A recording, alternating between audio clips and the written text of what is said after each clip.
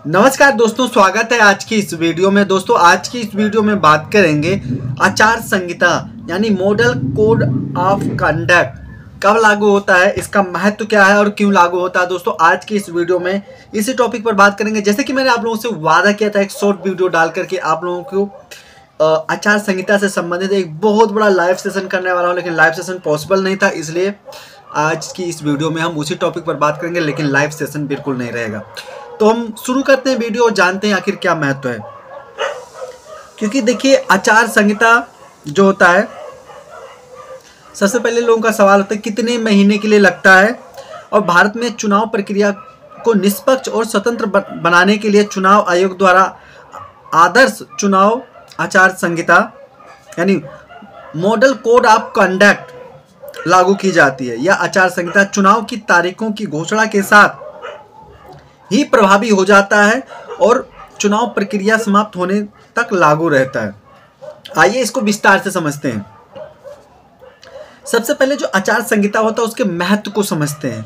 तो आचार संहिता का जो उद्देश्य होता है, जो महत्व है, राजनीतिक दलों को उम्मीदवारों के बीच समानता सुनिश्चित करना ताकि कोई भी दल या उम्मीदवार सरकारी संसाधनों का दुरुपयोग ना करे सके, और सुनिश्चित करता है कि चुनाव प्रक्रिया में कोई भी पक्षपात ना हो और सभी उम्मीदवारों को समान अवसर मिले।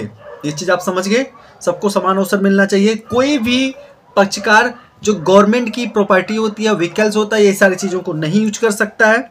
ये सब चीज़ों के लिए आचार संहिता लागू किया जाता है।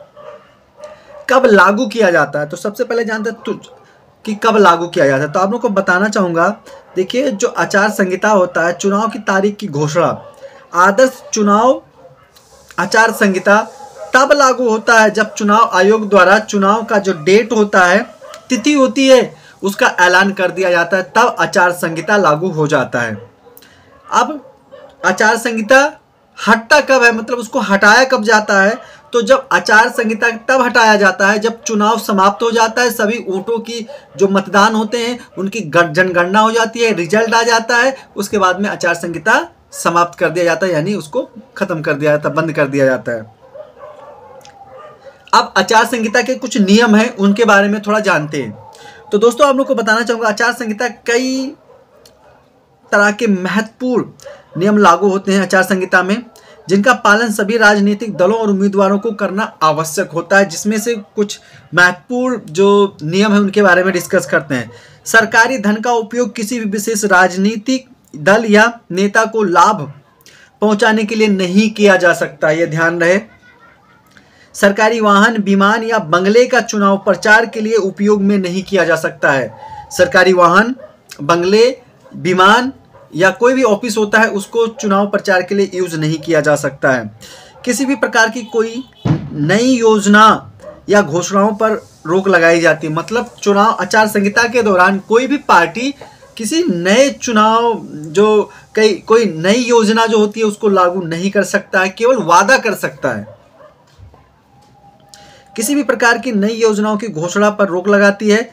चुनावी रैली या सभाओं के लिए पुलिस की अनुमति लेनी होती है। अगर कोई भी पार्टी, इस चीज़ को समझें, कोई भी पार्टी अगर चुनाव का मतलब रैली निकालने के लिए तो पहले पुलिस से परमिशन लेना पड़ेगा सुरक्षा के लिए, उसके बाद में ही कर सकता है। अगर ऐसा नहीं करता है तो समझ लो कि जो आचार संहिता है उसका उल्लंघन किया गया है।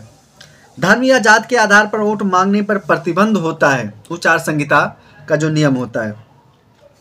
अगर कोई आचार संहिता जो होता है उसका उल्लंघन करता है तो उसमें क्या प्रावधान है। यदि कोई राजनीतिक दल या उम्मीदवार आचार संहिता का उल्लंघन करता है तो चुनाव आयोग उसके खिलाफ कार्रवाई कर सकता है। इसमें चुनाव लड़ने पर रोक लगाने से लेकर आपराधिक मुकदमे तक भी शामिल हो सकते हैं। मतलब व्यक्ति को चुनाव में लड़ने से रोकने से लेकर आपराधिक मुकदमे जो होते हैं वो भी दायर किए जा सकते हैं। थोड़ा और जानते हैं आचार संहिता के बारे में। चुनाव आयोग इस बात को सुनिश्चित करने के लिए प्रेक्षकों की नियुक्ति करता है जो आचार संहिता का सही तरीके से पालन किया जाए। प्रत्येक प्रेक्षक भारतीय प्रशासनिक सेवा, भारतीय पुलिस सेवा और अन्य सेवाओं के अधिकारी होते हैं जो चुनावी प्रक्रिया पर नजर रखते हैं। थोड़ा आप जानते हैं, जैसे कि हमने आचार संहिता के बारे में जान लिया, अब थोड़ा जानते हैं इसका, अगर हम इसका मेन उद्देश्य समझते हैं, जो निष्कर्ष क्या है इसका, तो देखिए जो चुनाव आचार संहिता है, भारतीय तंत्र का एक महत्वपूर्ण हिस्सा है, जो सुनिश्चित करता है कि सभी राजनीतिक दल और उम्मीदवार समान स्तर पर प्रतिस्पर्धा करें या चुनाव प्रक्रिया को निष्पक्ष और पारदर्शी बनाने में मदद करती है। इसलिए यह जानना आवश्यक है कि आचार संहिता कब लगती है और इसके नियम क्या हैं, ताकि सभी लोगों को अच्छे से समझ में आ जाए, पता चल जाए कि जो आचार संहिता होता है उसके नियम को सही से कैसे पालन किया जा सकता है।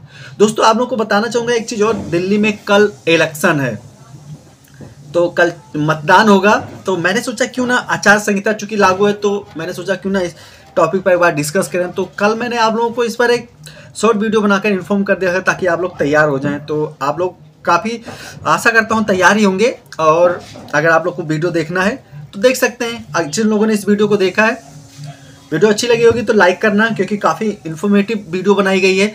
दूसरी बात आप लोग को एक चीज़ और बताना चाहूँगा, आचार संहिता के बारे में अगर आपको कुछ दिक्कत है, कन्फ्यूजन है, तो वीडियो को दोबारा देख सकते हैं। अगर इसके बावजूद भी समझ में नहीं आता तो कमेंट कर सकते हैं। मिलता हूँ एक नई वीडियो में, बहुत बहुत धन्यवाद।